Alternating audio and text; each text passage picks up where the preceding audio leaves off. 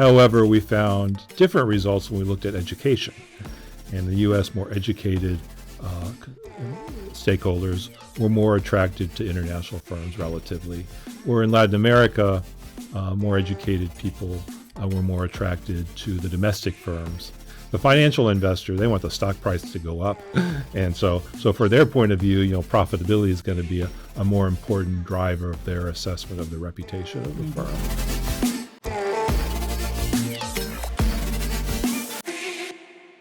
Greetings. This is Professor Ravi Sarathy, and welcome to the International Business Today podcast. As you may know, in this podcast, we try to discuss issues of current importance in international business, of strategic importance to international business managers, executives, company business owners, practitioners, as well as academics and students. My guest today is Professor William Newburry, the Ryder Eminent Scholar of Global Business in the Business School at Florida International University. He has a PhD from New York University, NYU, and one of his main areas of research is corporate reputation. He's published about 30 articles or more in journals such as Journal of International Business Studies, the Strategic Management Journal, Journal of Management Studies, Corporate Reputation Review, as well as many books, his most recent being Building Strategic Capabilities in Emerging Economies, published by Cambridge University Press. Bill, it's a real pleasure to have you and to learn from you about this field of corporate reputation. Well, thank you, Ravi. It's my pleasure to be here. I've always admired, the Northeastern University, DeMoore Kim School of Business, and it's my pleasure to be here and talk about something I'm very passionate about. So thank you for hosting this podcast, and thank you for having me here. That's very kind of you, Bill. So corporate reputation. It's a phrase that I think the average person, the man on the street, would know what it means. But I'm sure that if you ask a dozen people, people would differ on what makes up a company's reputation. So, Bill, what would be your definition of corporate reputation? This is a good question. I think, this is something that context matters. Mm-hmm. So at a very basic level, corporate reputation, it's the degree to which somebody has an attraction to, trust, respects, and has an overall positive evaluation of a company. However, the context in which they're doing the evaluation matters. So this context could vary based on country, where they have countries where they have different expectations of firms. So in the United States, a very developed country, firms are expected to be one thing. In China, they're expected to be another thing, in Japan another thing, and so on and so forth. This also could vary by stakeholders, even within a country. So people who are more interested in environment and CSR are going to assess reputation based on, factors related to that, their expectations related to what a company that's good at sustainability should do. Mm-hmm. People who are interested more in being, a very innovative company are going to use criteria based on innovation to evaluate a company's reputation. And so we could think of reputation, has an overall general feeling, admiring its respect of a company based on some standard. But we could also think of reputation as something that varies based on the particular stakeholder and the dimension, to which they're evaluating reputation on. Interesting. So it really is in the eye of the beholder, so to speak. I think so, yes. Mm-hmm. So what are some of the consequences of having a positive or a negative corporate reputation? Does reputation affect how the firm does its performance, or is it the other way around? Yeah, there's a lot of evidence that shows that reputation does have a positive effect. Mm-hmm. It can affect, for example, one study I worked on, so it affected the degree to which people wanted to buy a company's products, the degree to which they wanted to work for a company. So if you're in an environment where labor is shortage or mm-hmm. In high demand, you want to have a good reputation so you could attract the best human capital. Could also influence the degree to which people want to invest in your corporation. So, and all kinds of other supportive behaviors of firms. So reputation is very important to these things. And then the performance impacts usually flow through these things. You hire better employees, your company does well, it performs better. You sell more products, this leads to greater performance. You have people invest, you have more money, this leads to greater performance. So all these things, reputation has all these different impacts on performance. Now, I will say it's also a circular type of argument. So reputation impacts performance, and particular finance performance has also been one thing that has been shown to impact reputation. So there's could be a virtual circle going on, or a negative circle going on. If you start performing poorly, your reputation goes down, and your reputation goes down, your performance goes down again. So there is a mutual reinforcing relationship between reputation and performance. Good. Now, in fields like finance, which you just brought up, we have ways of measuring financial performance, ROI, return on capital, etc. But if an executive or a company wants to influence their reputation positively, the first step is to measure the corporate reputation so that they have a benchmark, a baseline from which to say, I'm going to try to make it better, to make changes. So are there objective ways to measure corporate reputation for a firm? Yes. There are measures out there that have been validated. The one that I'm most familiar with is the RepTrack measurement system developed by at that point the Reputation Institute developed the RepTrack. Now they're the Reputation company, but the RepTrack company. But basically, they've developed a measure that has 4 items that you could actually ask people these 4 questions, and it will tell you the reputation based on that. Now, you can't just ask one person. You have to ask a broad sample of people to get something that's representative. There are also secondary measures of reputation that firms, if they're on these lists, Fortune's World's Most Admired Company list and others. But if you're not on one of those lists and you want to measure your reputation, you can use one of these develop measures and go out and ask the questions yourself. There are also a lot of secondary measures that give you an indication of reputation that are much more available now than they ever were before. So, example, evaluations of your products on different, Amazon.com and so on and so forth. This gives you a feel for, maybe not at the company level, but at least at your brand level, and so on and so forth. Or evaluation services like Yelp, if you're a retail company, that can tell you, how good is your business performing versus others, and so on. So there are multiple ways to measure reputation. Yes. Now, you pointed out just now the importance of stakeholder perspective, so that a customer might have a very different assessment of a firm from, say, the employee working within the firm, or somebody who's buying shares in the company, or perhaps the local community, right? So can you give me some examples of how this could vary between, say, a customer, an employee, and the local community? Yeah. So the customer, they're focused on, they're more likely to be influenced by, for example, the sustainability of a firm, or more things that they can feel directly and that impact them. So obviously they want a great product. So the product is probably going to be the primary thing that influences their evaluation of the reputation. But they're also going to look at other things that they value. And so whether it be they value a company, they may value a company that treats its employees well, and they want to reward that company by buying their products. Or they may value a company that, like I said before, is has strong CSR practices and is good for the environment. So now financial investors, they're looking at a different thing, right? They want a company that's financially performing, right? Whereas the gal buying your product, he or she probably doesn't care if the company's profitable. They want a good company that makes good products, that does good things. The financial investor, they want the stock price to go up. And so for their point of view, profitability is going to be a more important driver of their assessment of the reputation of the firm.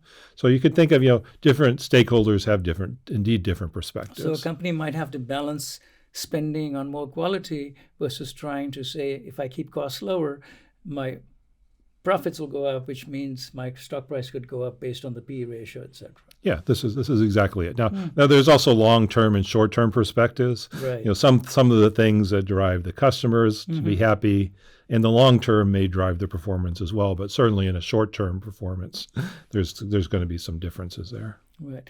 Now, since our podcast is about international business, the obvious question to ask is, does conducting international business change or affect, either positively or negatively, a company's corporate reputation? Yeah, this is a good question, and there isn't a lot of research out there. I think more international firms tend to have, from the studies I've been involved with, tend to have more positive reputations. They tend to be more attractive as employers, and and other stakeholders. However, we still don't know all of the details there. In one of the studies I worked on, we did find, looking specifically at reputation or at, organizational attractiveness, which is a form of reputation, that the demographic group mattered. So, for example, women found more international firms relatively more attractive than men. And we did this study in the U.S., and we also did another version of the study in Latin America later, and we found the exact same results. However, we found different results when we looked at education. In the U.S., more educated stakeholders were more attracted to international firms relatively, or in Latin America, more educated people were more attracted to the domestic firms, generally because maybe they had ties to the domestic firms and the business groups, and the economy was structured differently. So the stakeholder matters in terms of how you assess reputation of a firm. And so is it possible for the same company to have a negative reputation in one country and a positive reputation in another, if I take your point a little bit further? Yeah, I think so. Huh? I think so. I think we see more examples of that in the world today. Companies have become more international the last few decades, and we think a company may have a very kind of blinders mindset that if I'm reputed very well in the United States or Europe or wherever I am, I go somewhere else, the reputation's automatically going to follow me. And this isn't often the case. I mean, it is for the big companies in the world, but Rugman and Verbeke, in their famous study in the 80s, and other people, noted, that there aren't many truly global companies out there, right? Most companies are regional.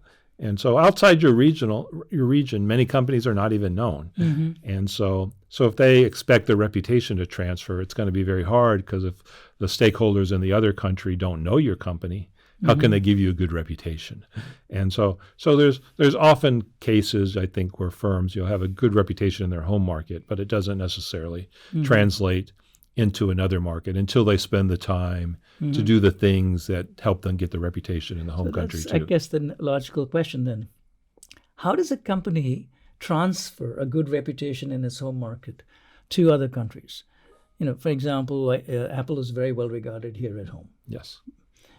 So when it goes to Brazil or India, and it has been in China for a while, how does it make sure that that positive image is transferable? Yeah. So I think one thing that they need to do is they need to think through what are the characteristics that led them to have a good reputation in the United States, right? Whether it's being Apple's known for being a very innovative company, right? And so that's part of it, and then part of it's other aspects of the company too, right? Is it a great place to work, and so on and so forth. And then they need to go to this new country they're operating and think about, how much can we take? How much of that is still applicable in the other company? Now, in emerging markets like Brazil, there tends to be a positive effect of being a very highly innovative company from an advanced country. And so being from the United States and being known for having a very high quality product, that's probably easy to relay in the other country. But you have to keep in mind that in the other country, people may have other expectations too. They have other expectations about giving back to the environment or sustainability or employing people. And so these other factors may be weighted relatively different in different countries. And so they have to keep in mind, how much of that actually really will transfer and how much doesn't. And they also need to develop some of they can't just expect to just export their product and people automatically accept it at the same level without doing other things to support it. So it'll take some effort on that part. It will take some effort on their part, yeah. it's doable, and they have the experience in the home market, but they can't just automatically assume it automatically transfers. Mm-hmm. Now, what about the industry? If you think of companies, there are companies that are businesses that are consumer facing, right? And so that's one kind of business. And then there are businesses that are B2B, there are businesses that are natural resource companies, etc. So is there a difference between companies in, say, consumer businesses and B2B businesses in terms of how you might build or have a problem with trying to create a reputation overseas? Yes, certainly. I think consumers, B2C companies, you have to really interact with the consumers, right? The consumers need to know you. They need to be able to see your product. In some ways, once you're selling it there, they can experience the product and you can overcome it. But you also still have to deal directly with them and send signals out. So a big theory in a lot of the reputation literature is called signaling theory, and this basically says this. Based in economics, and it basically said, firms purposely send signals out to stakeholders that they use in evaluating, and they try to control the message, right? But the signals also have to be reliable and real. If you send signals out that aren't true, eventually that's going to catch up with you. And so firms do need to send signals out to consumers. Consumers are harder to reach because they're very broad, right?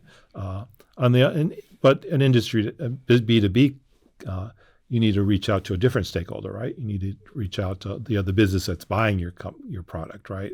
And that's a more specific stakeholder, but it's also a stakeholder that probably has a more refined, expectation, right? Because so you need to do different methods and reach out to different people to build your reputation among these different groups. Now, something that just about every company that is going international or domestic, for that matter, thinks about is sustainability, being green, trying to reduce carbon emissions, being seen as contributing to reducing, global warming, etc. So, is that becoming a fairly central factor that affects the reputation both domestically and internationally? It is. My sense is it is. I think it varies by country still. But I think there is a lot of evidence that as countries advance, and even before advancing at earlier stages, they're very interested in firms, doing things that are sustainable, being environmentally responsible, and so on. I've had several chances to visit China over the last 2 decades. From my experience, when I first went in the early 2000s, there wasn't that much concern about corporate sustainability, environmental influence, and so on. But a few years later, you could see a big difference in the expectations of firms, where foreign firms weren't expected just to provide jobs and technology, but they were expected to be good citizens and contribute to dealing with environmental issues and social issues. And so I think the expectations of firms in many countries has gone up, and I think they will continue to do so. Now, we've been implicitly looking at this issue of corporate reputation from the standpoint of Western companies, U.S. companies, etc. So if we switch perspectives and look at it from the viewpoint of a company from an emerging market, say from Mexico or India, other less well-known countries, say Costa Rica, do such emerging economy firms have more of a reputation barrier to overcome when they go internationally, particularly when they come to Western markets? And what can they do in order to try to enhance and develop a positive reputation if they are, in fact, from an emerging market that is not as well known?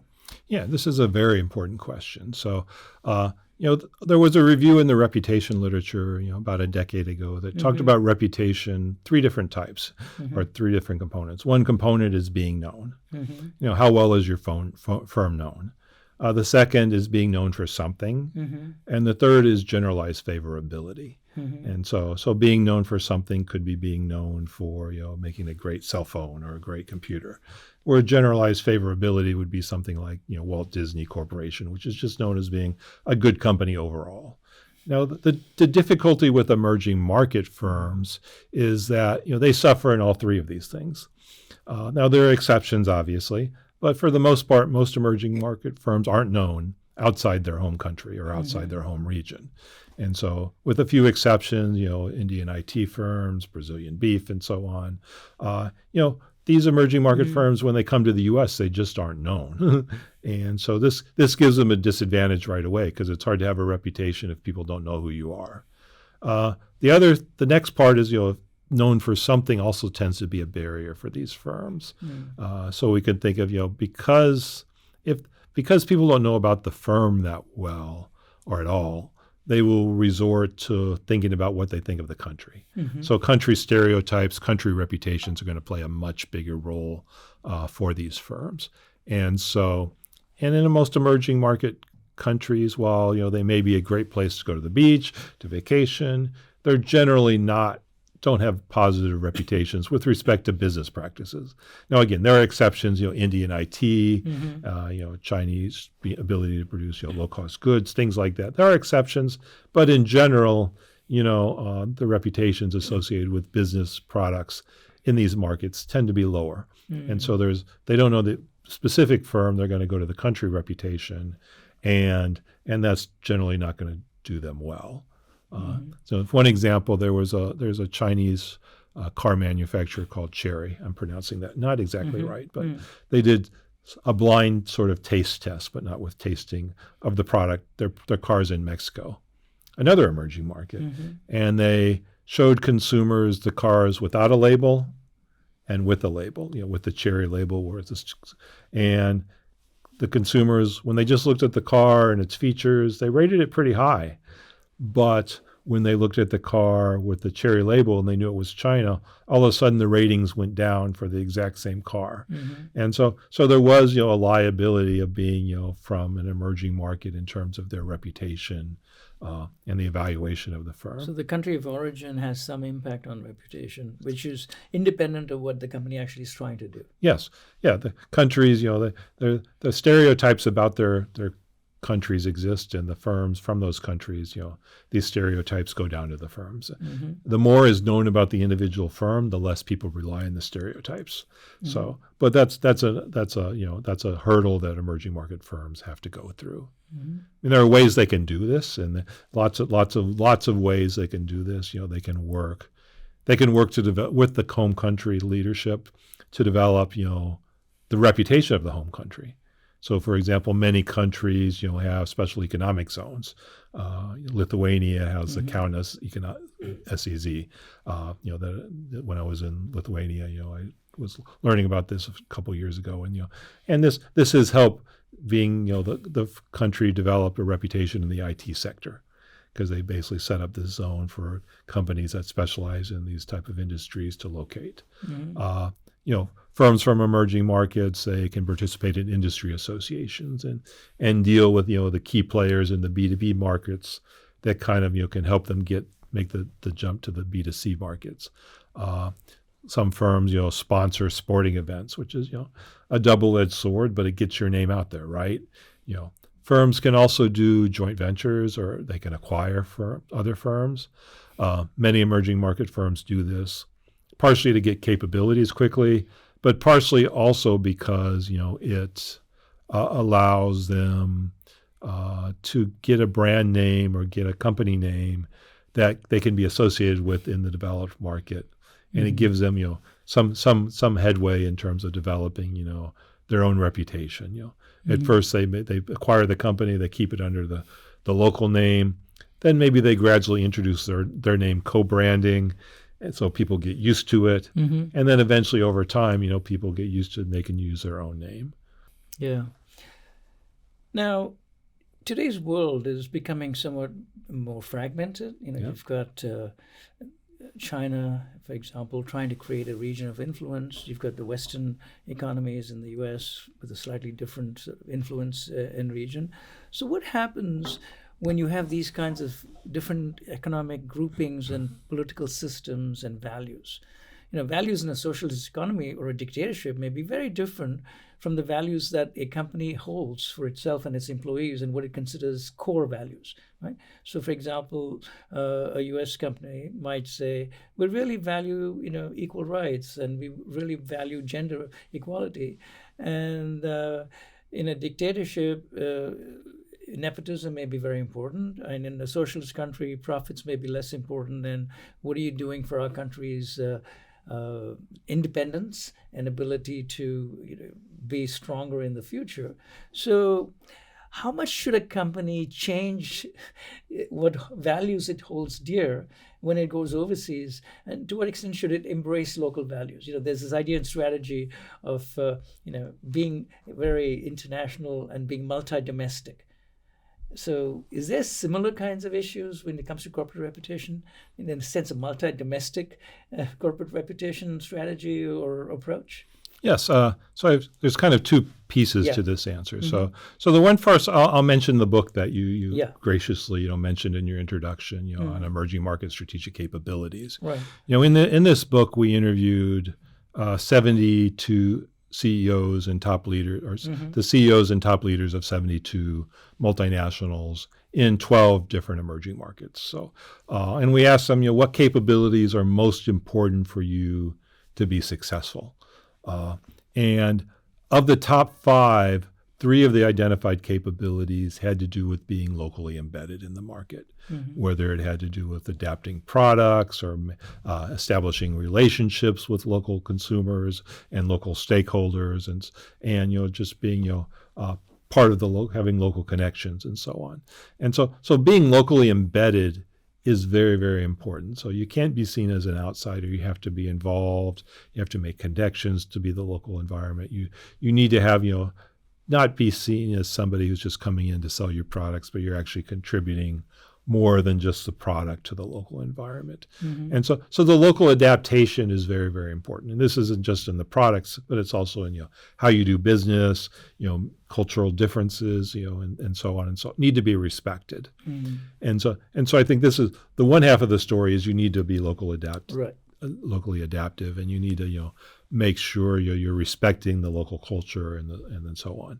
Now, on the other side of the story, there are certain core values of a company that a company probably cannot change, and probably should not change, right? And so in certain extreme cases, dictatorships and so on, the company may make the decision that we just shouldn't be in that market because it's so different from how we operate, and it's so much in violation of our core value as a company that we just need to avoid that market.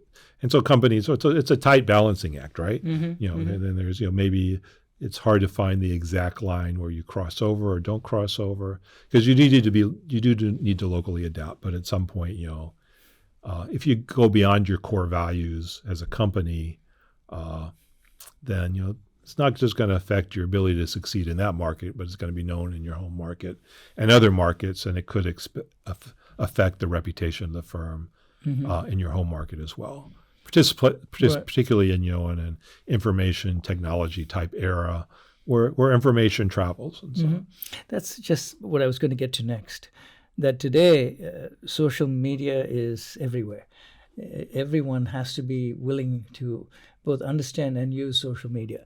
So my question is, when you have companies, global social platforms, digital platforms like TikTok, Facebook, and Amazon, a platform is a group of companies. No one company by itself creates value. It's shared value. So all the different companies on TikTok, along with the owner and the operator of the platform, together create value. So how do you control your reputation when you're associated with this collectivity, like an ecosystem of companies? How do you separate your reputation from the ecosystem of the digital platforms' actions, which may lead to harm overall in terms of the reputation? Yeah, I think this is very important for firms to keep in mind, right?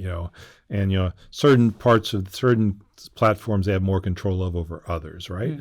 Amazon, you're selling your actual product there, and so you have a lot of ability. If people make evaluations of your product, I believe on Amazon you can reply, right? And you can be very conscious. And there are firms that are very good at this. not particularly at Amazon, but for example, on Facebook and Twitter and so on. Nike is one that I've read several reports. They're very strong at this. Qantas Airlines in Australia, Whole Foods, they spend a lot of effort, monitoring, consumers and their comments and their concerns about the products, and actually replying to individually to consumers to, say, sorry about your concern, we're trying to do this to correct it, or maybe you could try this, or trying to really give good feedback and show that they take the consumer's concern quickly. Now, this takes a lot of resources for a firm, right? Because there's a lot of platforms out there, that information is coming through, and so they need to really be monitoring this closely. The other thing that firms can do is they can try to control some of the messaging themselves, right?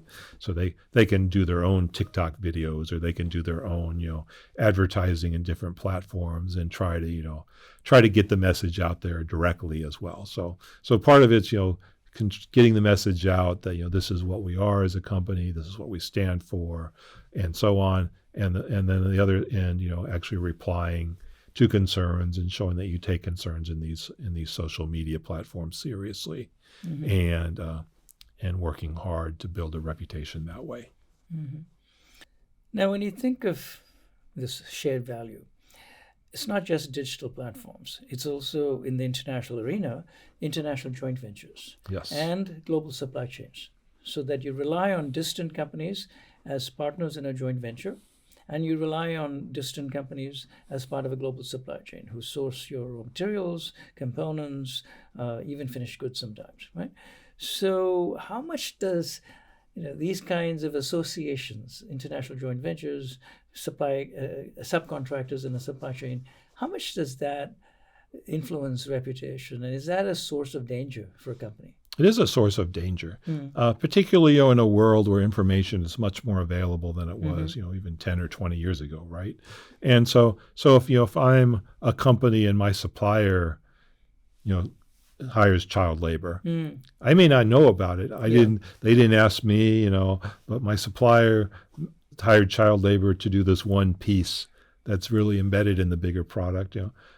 This information will be found out, and it could hurt the reputation of my firm, and ultimately hurt sales of my product, and so on. Investors don't want to invest in us, and so on and so forth. So companies really need to be diligent in monitoring their suppliers, going out and inspecting where they work, and so on and so forth. I know Nike had lots of problems a few decades ago, and they've changed their approach, right? And they do have much more supervision and much more oversight of what their suppliers do, because this is a problem. Companies also need to do this in terms of making sure the quality of the product is good as well, which can also hurt your reputation, right? If you have a supplier that makes a faulty component, and then all of a sudden it hurts the quality of the overall product, again, this hurts your reputation too. Okay, so let's say you have either by omission or by commission harmed your reputation. What steps can you take to recover and polish and bring back your reputation? Yeah, I think this is important. I think the first thing you do is admit it.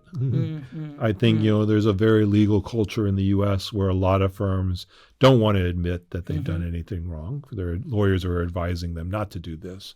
But at some point in view, if particularly if you're dealing with your reputation with consumers and with the local community, just admitting that you did something wrong, even if it wasn't totally in your control because it was your supplier, helps a little bit in easing that. Now that's not going to cause everybody to automatically love you just because you said you're sorry, right? They want to believe that you mean that you've said you're sorry and they're changing things, right? So firms need to, if they find something's gone wrong with a supplier, they need to take corrective action. Either monitor the supplier more closely, put in procedures to make sure the supplier is doing things the way they should be doing, or stop using that supplier and switch to another supplier. So they need to take corrective actions, to make sure their partners or suppliers are actually meeting the standards that they as a firm profess to meet. So this is difficult, right, in a global economy to monitor and then implement. And then the last thing is, I think firms need to be transparent. It's one thing to say you've done all this, but if no one can really tell, they're not going to trust you. And we talked at the very beginning about reputations, all about the trust that people have towards a firm and their ability to admire and respect it. And and if the firm's been caught doing something wrong in the past, even if it wasn't their fault, even if it was a supplier's fault, people want, they're going to be a little less trusting that they made a corrective action unless they can really see, they see evidence, that the firms are really doing it. So being transparent in their actions, so that people can tell that that things have been improved is very important in rebuilding reputation. So given your years of experience and research on this topic, is it harder now for companies to maintain a good reputation? Are expectations being ratcheted higher and higher so that it's more easier for a company to be seen as failing to meet expectations, and thus the reputation declines? Is this something that you feel is happening? My sense is it is speeding up a little bit. I mean, my sense is, attention spans have gone much shorter, right? And so people are less willing to give companies credit for past actions when something new comes up. I do think it's still the case that a company, and research has shown that companies that have had a longer history of performing at a high level and being very highly reputed tend to survive problems better than firms that were kind of in the middle reputation range already, right? But when you're at that high level, there's a lot farther to fall too, right? And so, and with information out there, these firms are also the ones that are more vulnerable, when negative things happen, and so they have to be very careful. How do they manage this? Some of the things that I talked about before, putting corrective actions in place will help them do that. I think it's been a fascinating conversation, Bill. Oh. So, in conclusion, what 2 or 3 sort of action items would you suggest to executives in companies, whether they're in strategy or marketing or production operations, communications? What would you suggest, should be at the top of their mind, the top 2 or 3 things they should really think about in order to protect and enhance their firm's corporate reputation? So the first thing I would say is I would, don't overestimate the ability to transfer your reputation from one country to another. It may work for, if you're an Apple or, of one of these very well-known global brands, but for most companies, this is going to be very hard. So don't expect just because you have a good reputation in your home country that you're automatically going to be a superstar in another country that you go to. It's going to take some effort to do this, and you need to think through, what are the drivers in your home country of your reputation, whether it be, good product, or whether it be great employment practices or innovation or good citizenship, what factors really helped you in the home country, and then how do these factors translate into the new market you're going to, and how are these same factors appreciated to the same extent in the new market? So so you need to learn to build up your reputation again from the bottom up. Now you have a head start in the second country because you've already got practice doing it in your home country, and you can, and some things will transfer, but you need to be very careful of this. So that would be the first thing. The second thing is, you need to understand the local context and the expectation. So reputation is about local context. It is about the expectations of a firm based on what a country, people in a country think, or stakeholders, particular stakeholders in that country think. So whether it's environmentalists, consumers, potential employees, what are the key drivers that these stakeholders expect from a country, and how can expect from a company, and how can they manage these drivers? So what can a company do to make sure they meet the expectations of varying stakeholders in different places they operate, which can get very complicated, right? It's complicated enough in one country, for example, the United States, or England, or the United Kingdom, or France, or China, to manage differences between stakeholders in one country environment. When you're operating in multiple country environments, you have different stakeholders demanding different things. It's hard to keep track of and balance, right? And still be true to yourself as a company. So that'd be the second thing. And then the third thing, I think, local partners are very important. And these can be partners that you're formally working with. So, your suppliers, a joint venture partner, and so on. These have, but also people in the local environment that you deal with on an everyday, whether it be local government officials, or whether it be consumer groups, or NGOs operating in an environment, or whatever the local stakeholders are and stakeholder organizations that you might interact with in some capacity. So making sure you work with local partners that are reputable, that complement and give you assets or give you experience or knowledge that you can use, is very important to building your reputation in other markets, and also helping to avoid potential issues from having a bad partner or getting bad advice.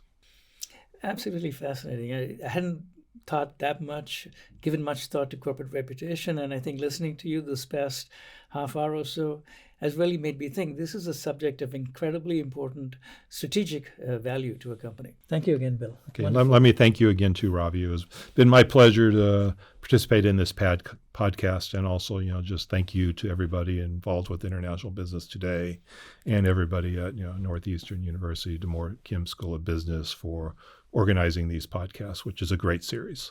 To our audience, I hope you found this discussion of corporate reputation interesting and useful. I know that I have learned a great deal today, and I now think that this is an issue, corporate reputation, of great strategic importance to companies that want to go international or are already international. I think we will continue in our podcast episodes to discuss issues of importance in international business.